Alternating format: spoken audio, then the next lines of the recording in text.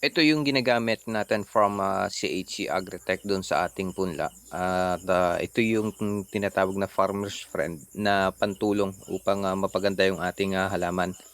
At ito na nga siya, yung ating ibinabad kahapon. So 10 hours siya bago i-spray doon sa ating inilatag na mga punla. Pang soil conditioner siya, and then at the same time pang promote siya ng growth ng ating halaman. At ayan na nga, ini-spray na natin siya sa ating punla.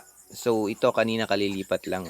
Maganda itong product na to kasi 2 years ko na siyang ginagamit, at bilang agricultural technologist hindi ko naman ulit-ulitin na gamitin itong product kung alam ko na hindi maganda. So kung may gustong mag-avail nito, meron pa tayong mga available na stocks ng ating farmers friend. So contact nyo lang po ako.